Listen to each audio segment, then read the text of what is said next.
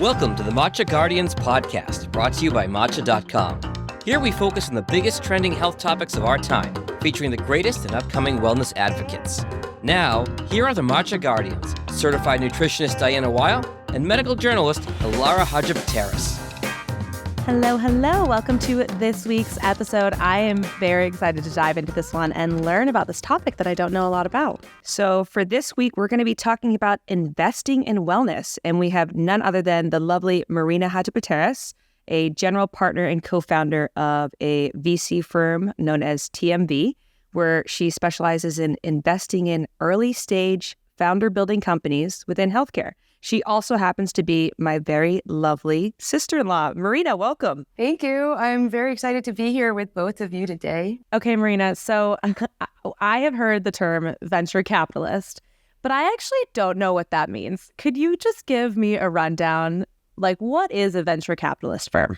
Sure, no problem. So a venture capitalist firm is a firm that invests in often early stage companies. So pre-IPO, we really specifically TMV will invest sometimes when it's just two founders who have an idea. They may be pre-revenue, they may be, they may have a pathway to revenue, or they may have a little bit of revenue, but it's a small team, and we provide capital for them in order to hit certain milestones and to watch them grow and to become partners with them, so they can scale and so forth. And for TMV, what we do is we think, people, profit, and planet. So yes, a venture capital firm you'd hear really wants, a unicorn. They want to find $1 billion company, and they want to be the early investors in that company. Early is great because it's a higher risk, but there's a higher reward because the valuation will be lower, and then you're sort of on this journey with this company, or with 30 companies per fund, which is how many we usually invest in per fund, watching them grow. In our case, we actually help, we help with hiring. We try to support the founders at what we call the earliest stages in the first few years of vulnerability. So we raise capital, and then we use that capital to invest in amazing founders that we think are changing the world in healthcare, and also in supply chain and logistics, and future of work and sustainability. There's an angle that runs through a lot of those industries often. So our first fund was an $11.5 million fund. It was in 2017. Our second fund was $65 million, became a little bit more institutional. And our third fund, which we're actually raising right now, is targeted between 100 and 150. And we, again, do 30 companies per fund. And we usually invest in seed and Series A, and sometimes pre-seed. And that's very early. Wow, I immediately have so many questions, but a lot. I want to give you an opportunity to jump in here too. Well, I guess for me, right, there's a lot of, like you mentioned, a lot of different companies that you guys could be working with and investing in, and specifically in healthcare. What do you look for in a company, specifically within the healthcare sphere, to invest in? Because you mentioned the word unicorn. So do you feel that you're not necessarily looking for a unicorn per se, or are you guys unicorn searching within healthcare? We're definitely looking for a company that has the ability, to scale. And I think there are a lot of companies like that in healthcare. What we would look for is expertise within the field of healthcare that founder or team is working on, because healthcare is such an intricate industry. And you really, you've got patients and payers, and there's so much that goes into it that I think that we're looking for a real good team at first. We look at the market. So team, then we look at the total addressable market, or what we call the TAM. Is it a big enough market to scale? Is there a real pain point? Is it just an obvious pain point that nobody's solved before? Has it been tried to be solved before and nobody's been able to sort of crack the nut? And so we look at that, and we look at it, to that point, the competitive landscape of that company. Those are some of the things that we look for when we're investing. And do these people come to you, or do you find them? And if you find them, how do you find them? That's a great question, because a lot of people, like investors in our fund, are like, how do you get your deal flow? How do you stay relevant? There are a lot of VC funds out there. And so we want to make sure that we send our message along and who we are as TMV and make that known so that, founders will want to work with us. The fact that we really like to be strategic and we care about working as partners, not just as investors, I think is something that hopefully comes across. We have a deck that's a how we partner deck. So usually we have a deck where we go and fundraise, but we also have a deck for our founders that says, this is what you're going to get if you work with us. And it's like a reverse pitch deck for them. So that's all after we've met each other. But what we do is we're on the ground everywhere. We have contacts at Columbia Business School, at all the different types of universities where they have pitch competitions. We make sure that, we can be thought leaders in one way or another within the industries we invest in. We have constant communication and lots of contact with other funds. So I was speaking to a fund called Left Lane today, and they're a little bit later stage and invest more in Series A's. So we're sending over 3 different companies that were too early for them. And they're an awesome fund. So I was excited to see what they would send over. So it's really just like network, and being on the ground. And we have an awesome sort of like intern program as well as venture partners. A lot of our founders will introduce us to their friends that are building companies too. And then it's, up to us to sort of win them over and them to, to decide to partner with us and us to decide to partner with them too.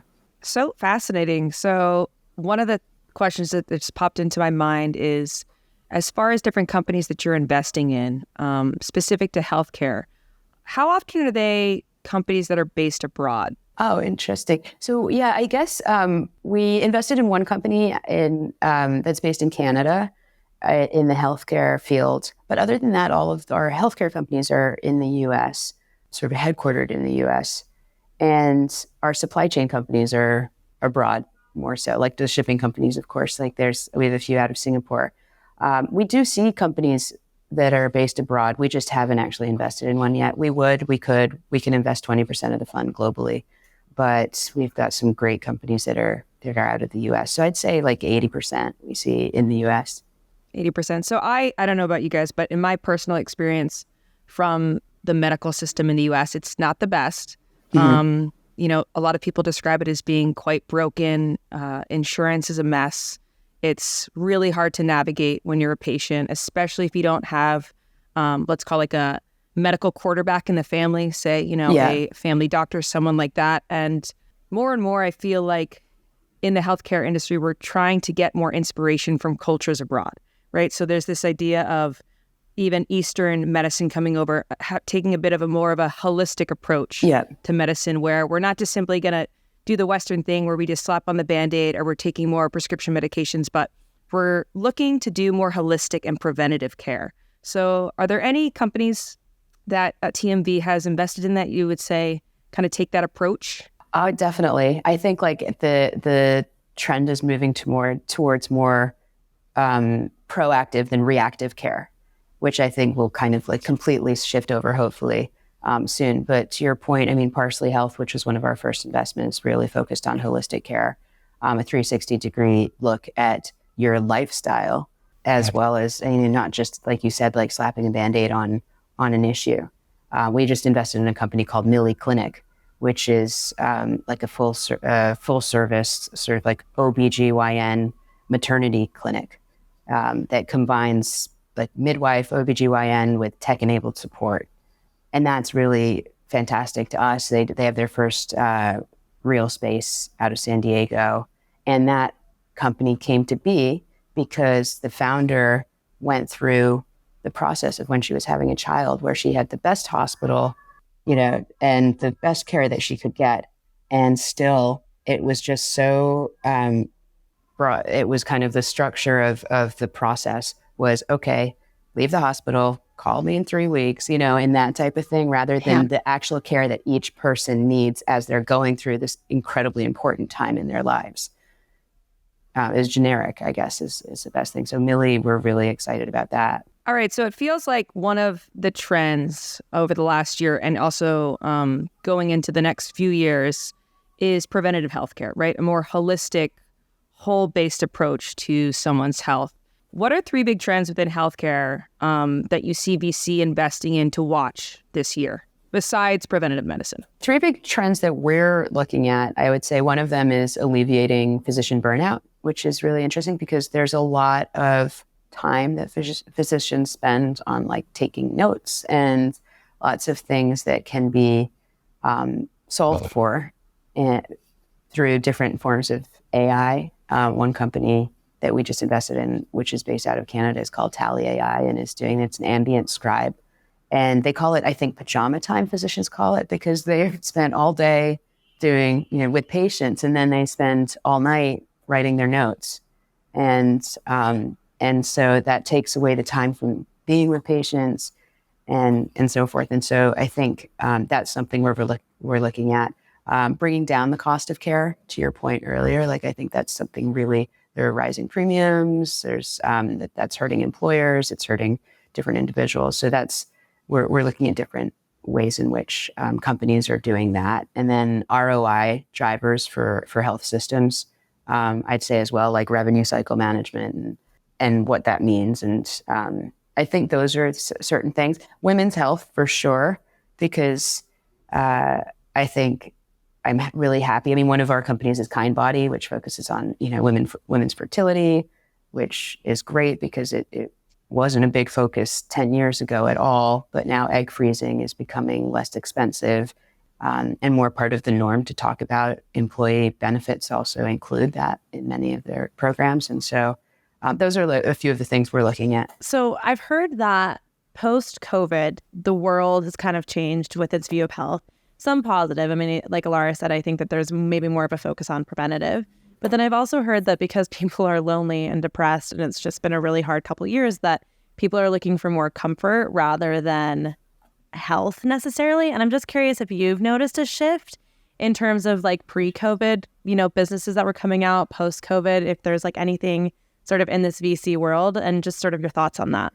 Yeah, I mean, I definitely think in terms of like comfort, I'm thinking care-wise, the loneliness is a huge issue overall, and that leads to certain forms of mental health that we look at, and because that's all entangled. And then there's also metabolic health, where I think by 2030 it's stated that like half of Americans are set to be obese, and that's another sector that we're looking at. But I haven't fully seen that shift away from like preventative or in terms of health turning to comfort. But I have seen, but in terms of loneliness, 100%. I mean, it's a huge issue. And I think it was made worse after COVID or during COVID.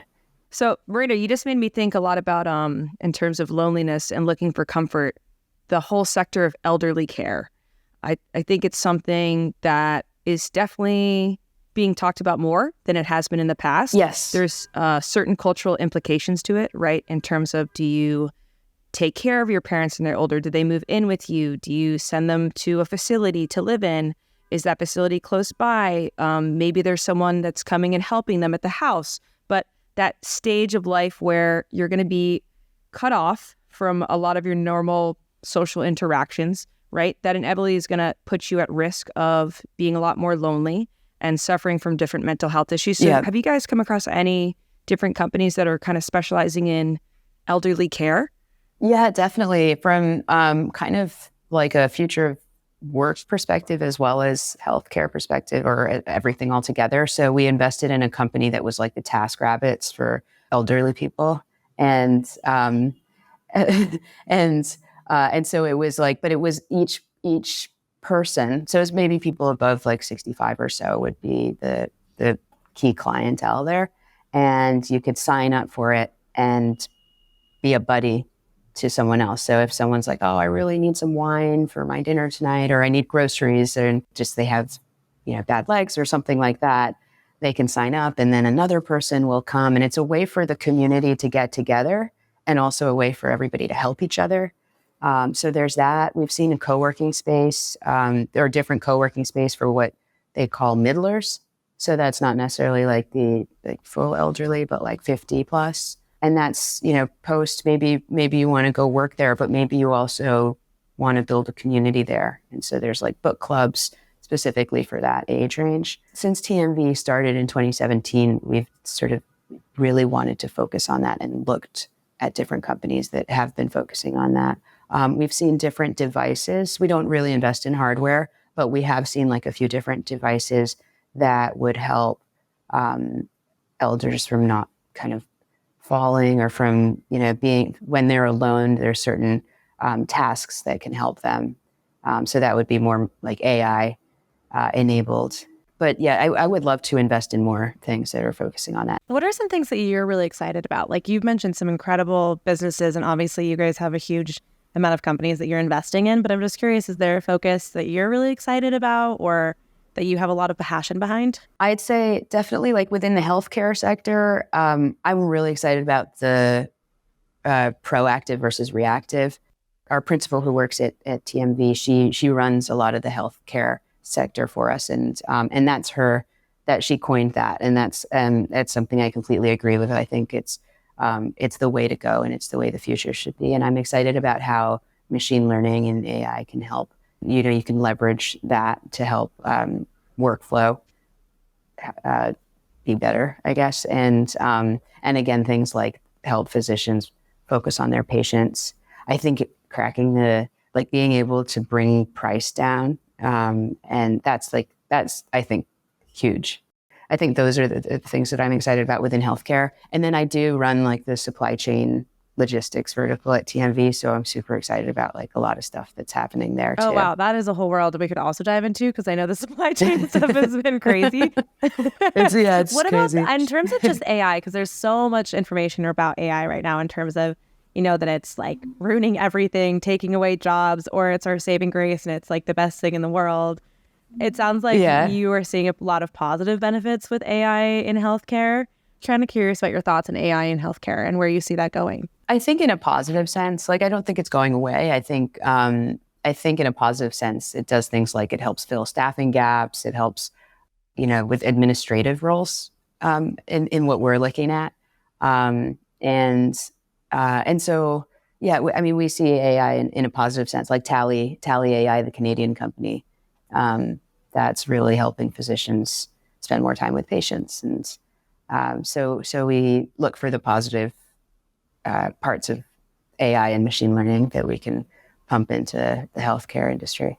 Yeah, I think it's so interesting how AI can help out with early risk detection and intervention based on just different predictive analytics, right? Just having that raw data that just kind of runs through this robust machine and then giving you the likelihood of something happening. I think that's just incredible and is going to definitely be something that's transformative going forward.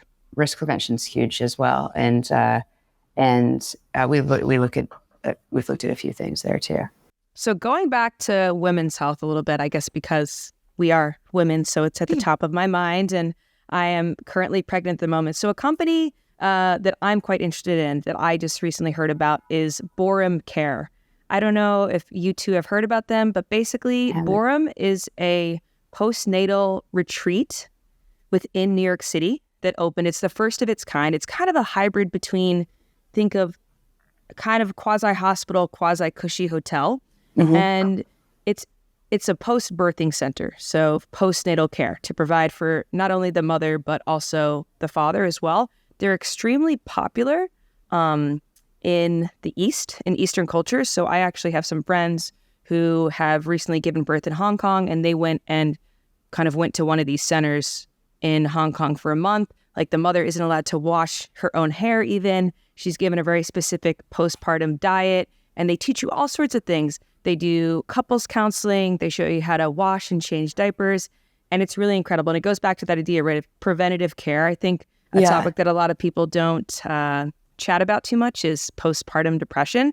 Yes. So I thought that was something that was really interesting. Yeah, that's super interesting. And I think I actually have heard, I think I know someone that also, it's all coming back to me, but like in a TMV sense, we haven't seen that yet, but we've heard about it. And I think that's really, really interesting. It is sort of taking care, because you hear all the time, okay, I had a baby, they let me go, and then where's like the manual, like, or for myself and for the baby. And so focusing on that really sounds like actual care, rather than the actual care. Yeah. Kind of, I guess that's the juxtaposition to AI, where of course it's great to have that technology and the support and like the companies such as Millie that you talk about, but then having the hands-on care, also within elderly care, maternity care, I think is really important and something that I'm excited to see more of.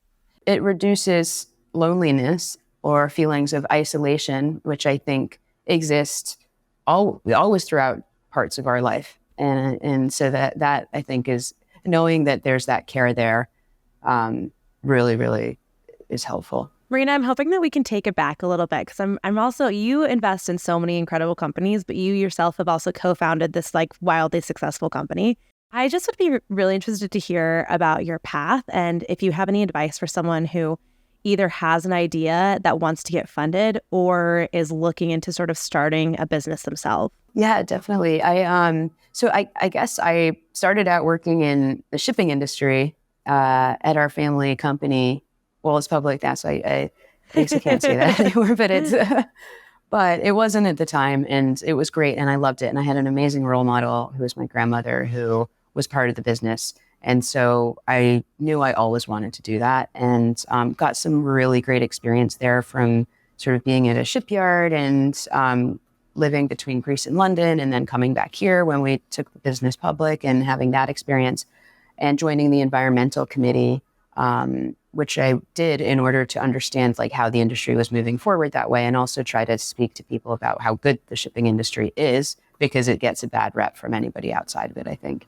And I also saw how antiquated the industry is when I was there. I mean, everything, so much is done on pen and paper still, word of mouth. It's just, I started to realize that there was so much room for improvement, for efficiency, for sustainability.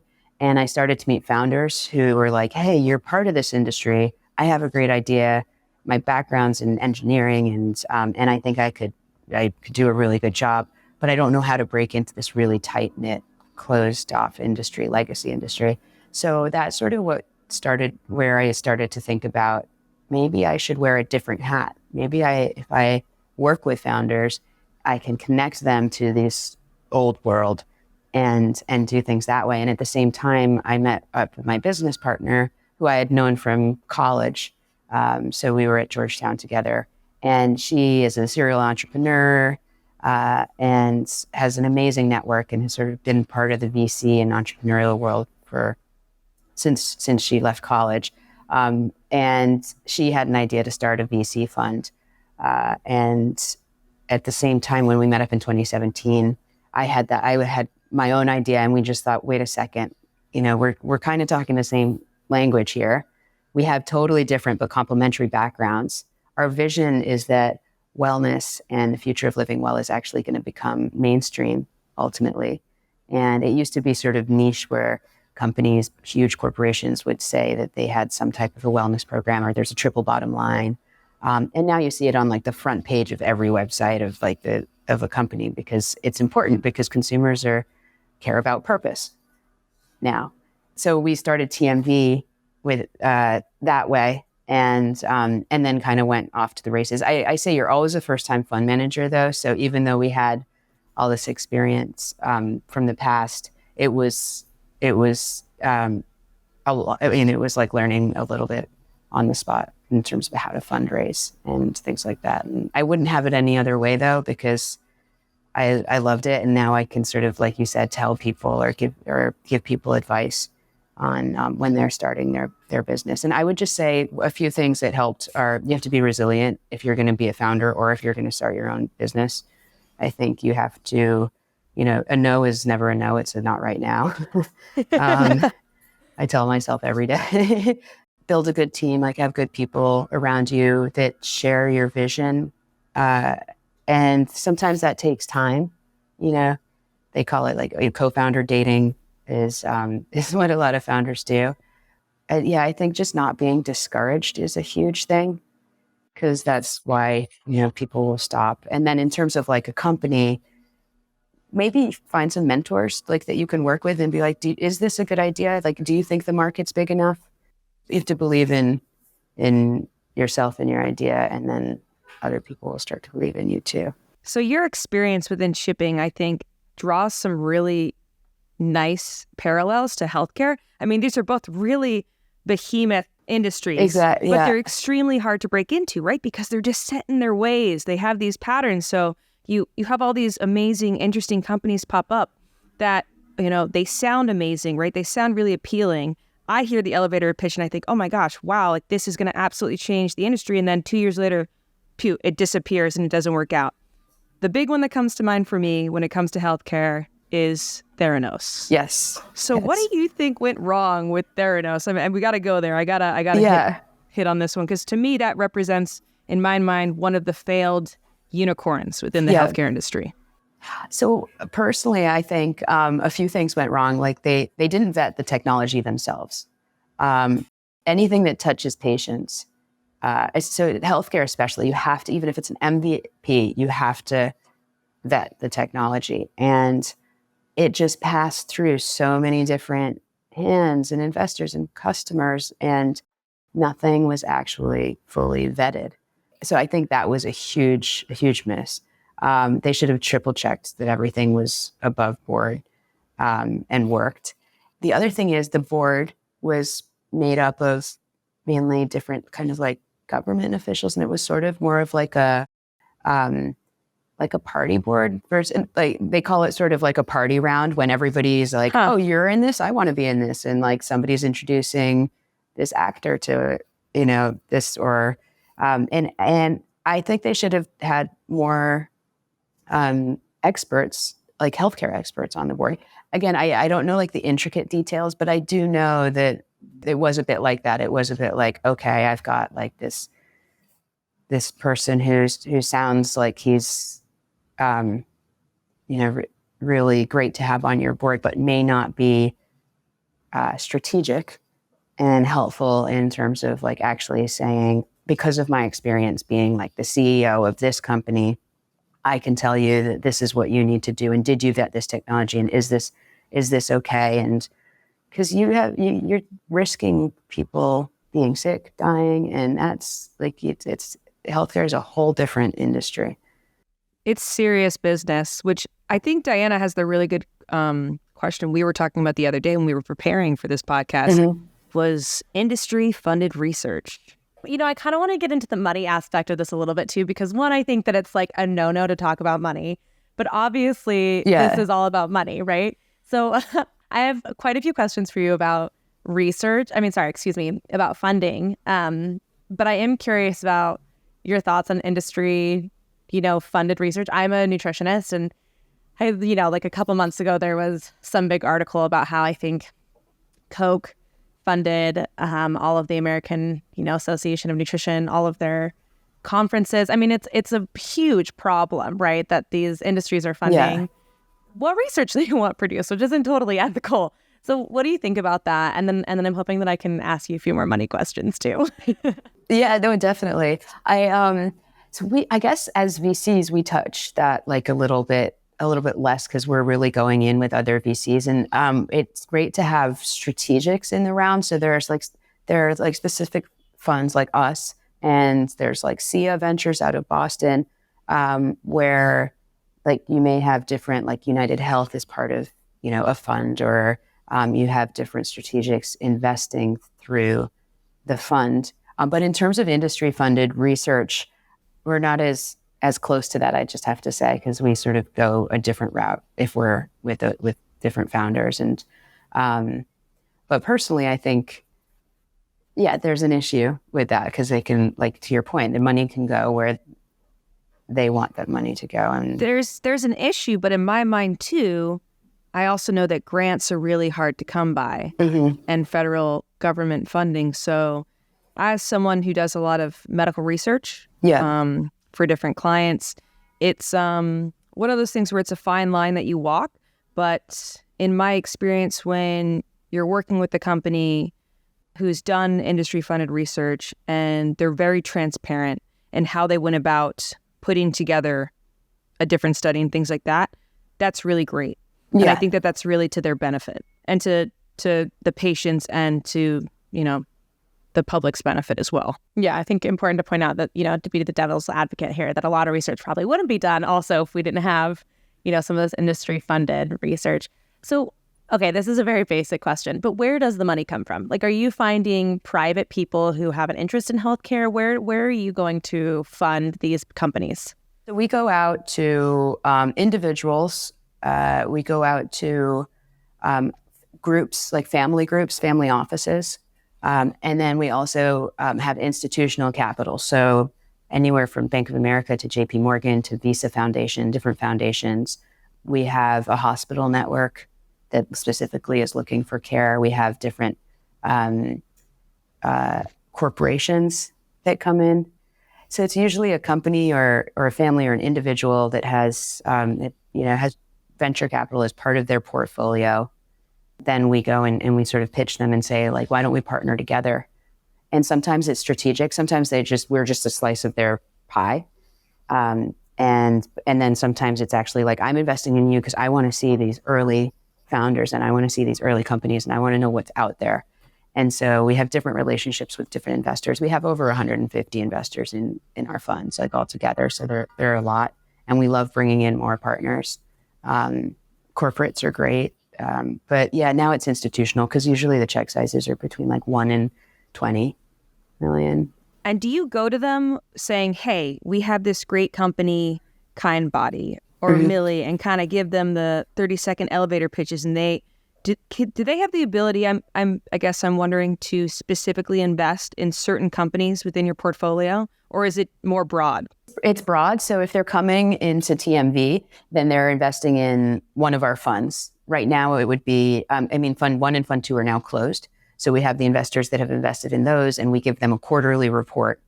And it'll say like how each one of the companies are doing. And we have phone calls that we also have with each of our investors that can give them more detail and shed more color on those companies. And then for Fund 3, we have investors coming in now, but we do offer co-investment opportunities. Okay, cool. So for like the companies that are growing, we'll call up our investors who we know are interested, and we'll say, hey, there's a Series B or there's a Series C, and we have an allocation. And it's great because we've built this relationship with the founders whereby they will let us know that there's this allocation, and they'll come to TMV, and then we go out to our investors. And a lot of investors invest in us to get those co-investment opportunities. So you've had it where you've had an investor who maybe has followed up with you and said, hey, I'm specifically really excited about company X. Yeah. Based on the latest report I got from you, they're doing really well. How do we get our foot in the door? Exactly. A little bit more than it already is. We want them to do well. We see them being a potential unicorn. I want to get more involved. Let us. And you've already developed that relationship to give them the ability to do that. Exactly. Yeah. We can help them do that. They can individually invest. Like that's exactly how we would work together. You and your co-founder are both women. And I'm guessing that maybe the VC, and please correct me if I'm wrong, but I'm guessing that the VC world is probably a little bit more male dominant. Have there been any challenges from having two women co-founders, or do you feel like you both have been very accepted into this world? I definitely think there have been some challenges. I mean, I think the stat is like 2% of funding goes to women VC managers. It's I think fundraising, it's just we don't have any mandates, and we don't want to say, we want to be judged not as as great women fund managers. We want to be judged as great fund managers. But there is inevitably a challenge because we're going to different institutions who are used to maybe seeing men raising capital. And so there are some great things that come out of it because we get to partner with some founders who are like, it's so refreshing to be with two women and look at these awesome companies that are, our two unicorns are run by women in Fund 1. And those are healthcare companies. It's Kindbody and CityBlock. And so it's very refreshing for founders and for us in lots of ways. There's a lot of positives, but we 100% feel the effects of like being women and going out to different private equity funds in different places and raising money. Do you have any advice for women business owners in general, even if they're maybe not a venture capitalist, but just, women who are starting out and want to run a company or are starting out in their own business? Have a great group of people around you, even if it's like it's friends as well as people in the business world, and find people you trust. Again, you just remember to be resilient. Remember not to be too hard on yourself, because you're going to hear no from other people. So just like take care of yourself as you're continuing to build and grow the business, and be creative in terms of how you think. I think I think outside the box, and so does my business partner. And you have to do that when you're building a business. I think you have to know that if you keep going, everything else will keep going. The engine will still running it will still run. But you have to also be creative, because if something doesn't work out, there may be another avenue to go down, I'd say. Also, we created a group called Transact Global about 5 years ago. Soraya really spearheaded it, and it's for women fund managers. And it wasn't meant to specifically be for women fund managers, but right now it's a group of over 450 women fund managers, all part of Transact Global. And it started because we were all sort of isolated and wondering how to come up with legal documents, who to hire as your legal counsel, all these questions that we all had. And instead of, sharp shoulders and being competitive, we were like, let's just band together. It's much better to band together and do this. And that's a great group. And so you could also do that with any other industry. We did it for VCs, but that could be something that someone does for a different industry. Yep. So success doesn't necessarily come overnight, and it's good to have friends along the way through the rough road ahead. I've heard that in healthcare, it usually takes about 8 to 10 years for a company to go from startup to exit. Would you say that that's kind of a true timeline? Yeah, I think so. I mean, that's usually if it's a VC backable company, the way we work is our fund has a 10-year life cycle. And from the experience that I've had and what we've seen in the market, it's usually, between 8 to 10 to maybe 12 years for a company to go public. I mean, I knew One Medical was sold to Amazon for about $3.9 billion. And then One Oak was bought by CVS for about $10 billion. And I think that the trajectory was about that long. Have you had any companies that have gone public at this point or are going to be going public you can see in the next 1 to 2 years? We haven't yet, but we do have a few on the horizon that are talking about different forms of an exit. So now, is this something that you could share with us potentially, or is this something that's kept under wraps? I feel like maybe I should keep it under wraps or in the public sphere, but because you don't know. I mean, the market's so volatile all the time. So, but yes, we've got some great companies, and again, I know I mentioned the two unicorns that we have in Fund One, and there's talk of some forms of IPOs or acquisitions for a bunch of our companies. We've had about 5 companies get acquired so far, which has been great. You have had a lot of success, and I think that's incredible. And I also think that there's a lot to learn from failures. So I'm wondering, are there any companies that have failed, and are there any lessons from that you could, kind of share with us so we can learn from those failures as well? Yeah. I mean, there's one company in Fund One, which we invested in. And then a few months later, the founder just said, you know what, I decided that this problem isn't as big of a problem as I thought. And I don't want to keep going. And we were kind of like, well, it's a little early maybe to, are you sure? Because we spend a lot of time diligence in this company. So we believed in the issue. But that was one company that just decided to shut down. And then we had one other company that their competitor just went to market sooner and grew faster. Instead of going forward, they're like, all right, we're going to return some of the investor capital and call it a day here. And so, we're happy to have those discussions with founders. We've definitely had many discussions in terms of ups and downs that founders are facing. there's like, we've over 65 portfolio companies now. So I've seen different founder breakups or burnout or depression or things that go on. Because again, you're like really trying to build something, but you can be really lonely at the same time and incredibly stressed out. And so with TMV, we do want to make sure our founders like feel cared for as much as possible. And like they can tell us that they need a day or whatever, a break. Because ultimately that's fueling them to help them build the business too. So when that does happen, you mentioned that so they have to return the capital? If there is capital and they haven't, so there's like there's a runway, which means like the amount of time that you have.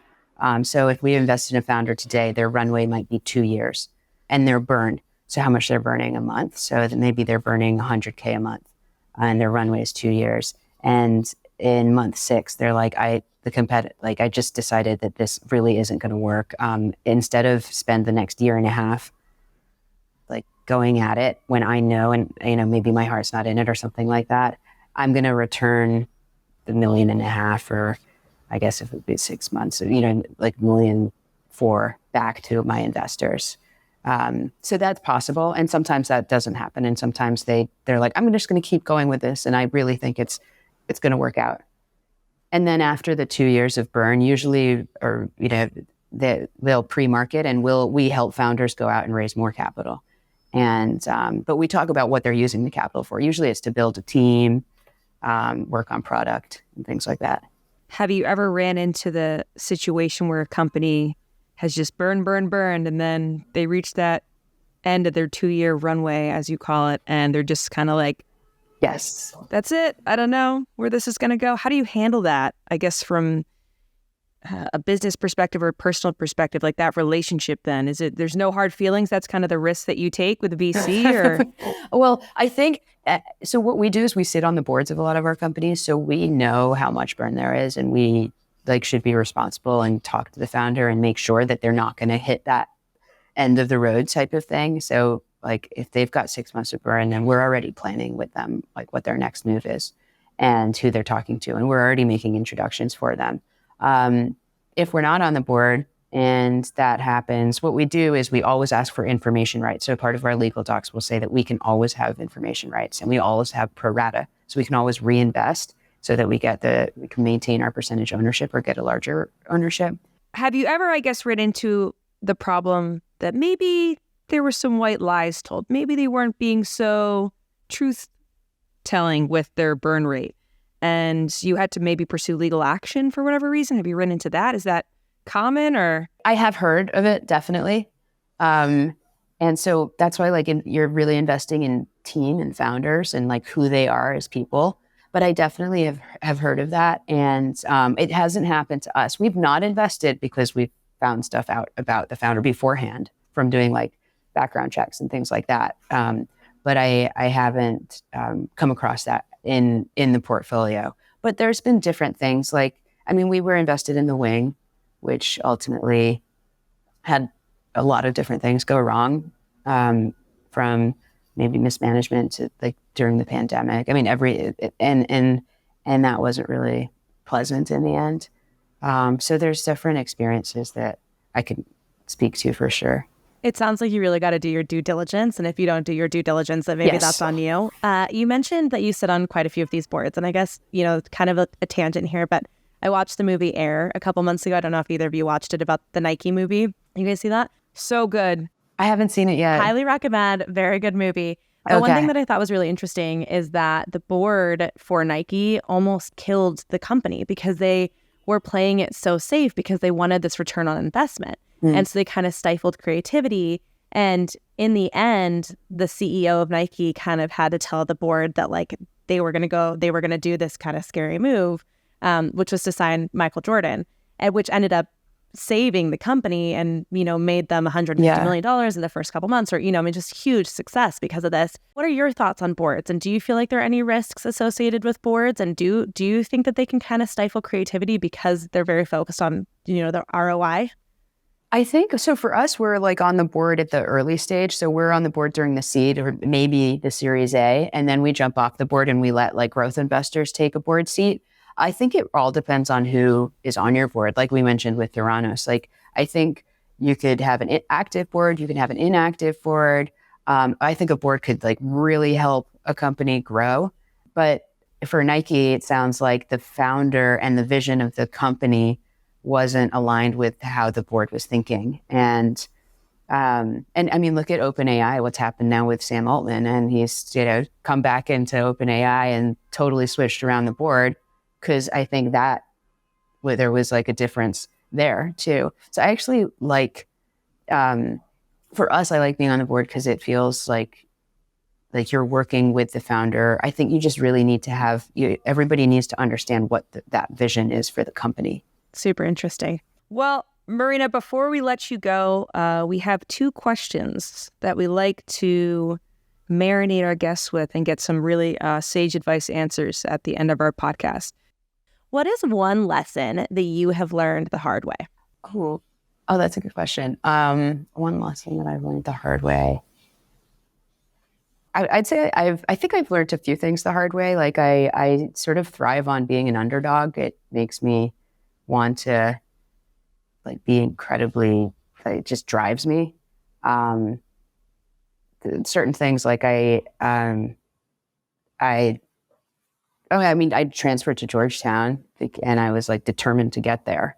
I always wanted to go. And so, and then I think that one thing that I learned also is my mindset is always like, go do something, get it done soon. And being patient sometimes pays off as well. And you don't really I'm like, the clock is ticking, we need, all the time in my head. But sometimes when you're patient and you wait for things to happen and you don't try to change them, even if you know that there's going to be a change, they just sort of like work out. And I'm learning that, like, even like if you make plans with someone and then I don't know, it just sort of sometimes things just like work out and you kind of have to trust the world sometimes in that way, which is hard for someone who's like, I want to control everything and like, I want to like take this step to get here because this is my goal. And so also just like trusting yourself and trusting kind of the way things work, I think is something I'm learning right now. And having said that, like you are the master of your own destiny. And so the other side of that is just like, make sure you have all your ducks in a row. I'd be happy to talk to anyone about the experience that I've had and continue to have. I mean, I feel like we're teenagers. I don't feel like we're like, TMV was a baby and now it's kind of maybe like the late teen years or mid-teens. So we've still got a long way to go, but I hope. And I really hope, because I love what I do, and I know Sarai feels the same way. And yeah, we're just building a good track record, hopefully. But yeah, so I'd love to talk to anybody that wanted advice or needed advice about the experience. So speaking of you giving great advice, which you do, I know this as a sister-in-law, and I've never gotten the impression that you rage inside like a fire. I find Marina to be very quietly. She is calm as a cucumber, and a guiding light in our family by all senses of it. And I'm super appreciated to have you in my life as a mentor. But speaking of mentors, I know that you mentioned your grandmother, so part of me feels like it may end up being her, but maybe it's someone else. Second question for you is, what is a life lesson that a family member or friend or mentor has taught you that really stuck with you that you maybe didn't have to go the hard way? I'd say Dad, actually, like values. Like when I was working at Dorian, and I think what Dorian has is, and what any business I see or build or with TMV is the right morals and values. I don't think you should ever try to cut corners and try to do something because it's a little less expensive, but it's not the right decision and you're just doing it in the moment. You're not looking at like the vision. The reason why the company has lasted as long as it has is because you're thinking about your reputation as in the future and you believe in it. Like you believe in the morals and the values that you're working for. And so for when we built TMV, that was really important to me. to build a company that I could see lasting for a really long time. And it's a fund. And so I talked to our founders about that too.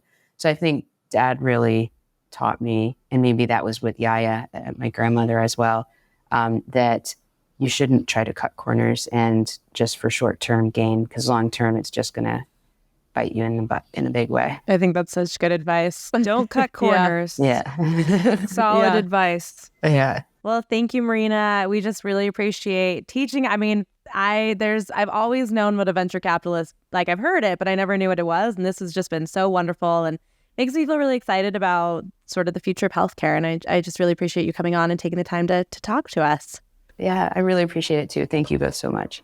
Marina, is there anywhere specifically, if our listeners want to hear more about TMV and from yourself, that they could find you or find information about the fund that you could point us to? Of course, we're going to drop it in the show notes below us for you listeners, but just off the top of your head. Yeah, I mean, our site is tmv.vc. I'm available, marina@tmv.vc. And I'd be happy to share more about us and the fund via email or Twitter or LinkedIn or anything. I check everything. So she's plugged in, ladies and gentlemen. So once again, Marina, thank you so much. This has been such an interesting podcast and such a pleasure having you on it. And we look forward to talking to you about some other topics soon. If you as a listener have any ideas that maybe you think would be really interesting to cover with Marina, drop it in the notes below, and perhaps we'll be seeing her lovely face again. Sip, savor, and live well with new episodes of the Matcha Guardians every Wednesday. Follow our show for free on Apple, Spotify, YouTube, or wherever you're listening right now. Leave your questions and comments below. Find us on Instagram @TheMatchaGuardians or click on matcha.com.